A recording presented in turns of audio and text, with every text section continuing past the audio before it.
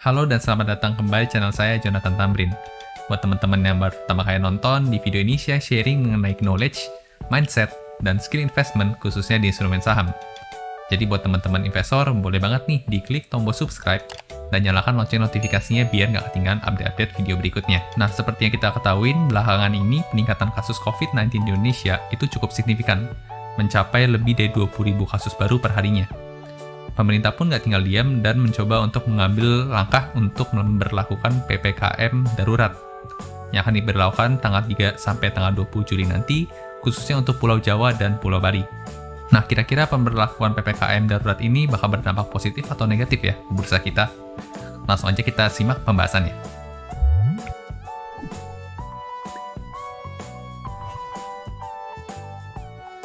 Menurut saya, pemberlakuan PPKM darurat ini bisa berdampak positif maupun negatif terhadap harga saham perusahaan, tergantung sektornya. Nah, dari beberapa kebijakan terkait PPKM darurat ini, saya melihat setidaknya ada 3 kebijakan yang cukup punya pengaruh dalam pergerakan harga saham ke depannya. Kebijakan yang pertama adalah terkait dengan aturan WFA dan WFO yang diperketat. Dijelaskan bahwa untuk sektor yang non-esensial itu diwajibkan 100% WFH. Sedangkan untuk sektor yang esensial itu maksimal 50% WFO, dan yang kritikal maksimal 100% WFO. Menurut saya, dengan adanya aturan ini akan meningkatkan prospek beberapa perusahaan pada sektor tertentu. Contohnya adalah sektor teknologi komunikasi dan sektor retail alat elektronik. Ini cukup jelas ya, karena dengan meningkatnya jumlah karyawan yang WFH, maka penggunaan internet dan paket data dan mungkin smartphone juga akan meningkat. Untuk sektor teknologi informasi, saya mau coba ambil contoh saham Link.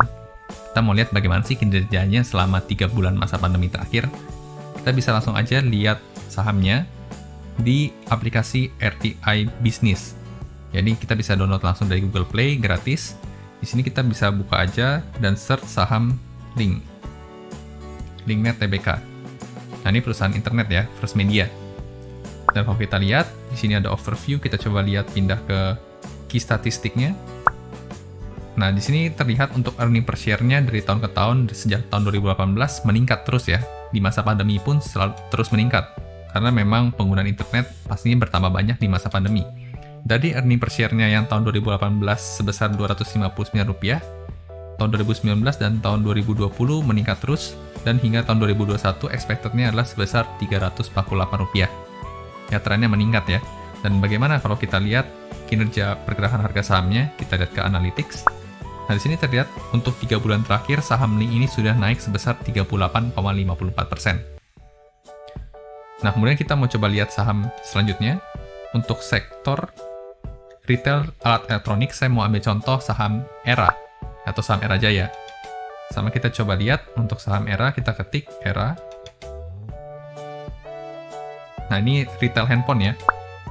Nah, kalau kita lihat untuk bagian key statistiknya, sama ya, untuk EPS-nya dari tahun ke tahun semakin naik.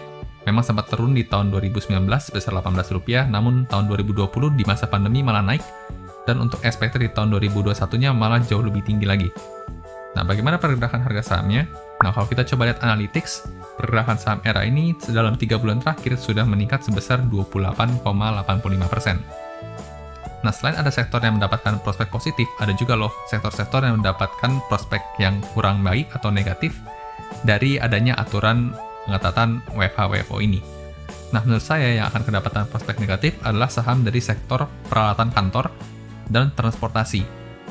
Peralatan kantor menurut saya cukup jelas karena meningkatnya kebutuhan untuk WFH, maka alat-alat untuk supply di office mulai berkurang kebutuhannya karena lebih jarang dipakai dan lebih lama rusaknya. Lalu kemudian untuk transportasi juga karena adanya tren WFH, jadi transportasi atau mobilitas di jalan itu makin berkurang. Nah, untuk yang peralatan kantor, saya mau coba ambil contoh saham ASGR atau Astra Grafia. Nah, di sini kita bisa cek aja langsung ketik ASGR. Lalu sama seperti yang tadi kita coba lihat key statistiknya. Nah, di sini terlihat ya untuk EPS-nya, earning per share dari tahun 2018 hingga tahun 2021 ini terus menurun trennya. Karena memang kebutuhan alat kantor ini semakin berkurang seiring meningkatnya tren untuk WFH. Dan kalau kita lihat untuk pergerakan harga sahamnya, ASGR ini selama 3 bulan terakhir sudah berkurang sebesar 8,75%. Ya karena memang prospeknya ini kurang baik untuk di masa pandemi saat ini. Kemudian untuk contoh yang saham sektor transportasi, saya mau coba ambil contoh saham BIRD atau BIRD. Ya, ini sahamnya perusahaan Bluebird. Kita coba cari BIRD. Nah, sama seperti sebelumnya kita coba lihat bagian key statistiknya. Dan untuk BIRD ini EPS-nya dari tahun ke tahun sejak tahun 2018 ini terus berkurang ya. Dari yang Rp183 hingga merugi di tahun 2020 dan tahun 2021. Nah, ini adalah kondisi pandemi di mana belum 100% WFH. Nah, bagaimana nanti ketika ada beberapa sektor perusahaan itu 100% WFH? Maka mobilitas di jalanan akan makin berkurang lagi, sehingga makin sulit untuk BIRD ini bisa mendapatkan keuntungan. Nah, kalau kita mau coba lihat pergerakan harga sahamnya selama 3 bulan terakhir seperti apa sih saham BIRD ini? Nah, untuk saham BIRD ini selama 3 bulan terakhir sudah turun ya, 11,7%. Karena memang prospeknya masih belum baik saat ini. Nah, itu adalah aturan yang pertama. Kemudian untuk aturan yang kedua yang menurut saya perlu jadi perhatian adalah terkait dengan pusat perbelanjaan atau mall itu ditutup. Nah, ini tentunya punya dampak atau sentimen negatif terhadap sektor tertentu. Menurut saya khususnya akan sangat berdampak bagi sektor retail non-alat elektronik, kemudian sektor restoran, dan sektor retail kebutuhan sehari-hari.